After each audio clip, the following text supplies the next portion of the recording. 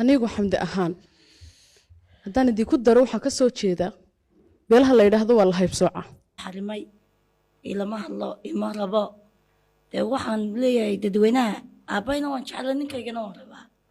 se diinta labadan qof kala fogeysay dadweynaha lai weydiiyo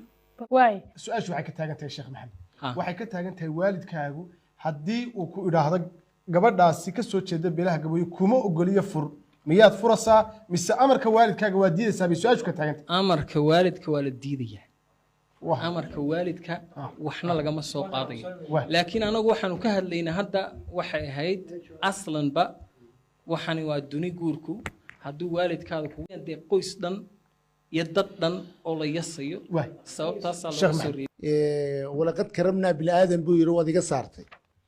inama almuuminiina alakhwa buu ilaahay yidhi sheekh waad iga saartay oo ma ogtahay walaaltinimo inaan diintii muslimka ku nahay aduu ma aqoonsanin marka wuxuu igaga saaray waxaa tahay nin Ethiopiana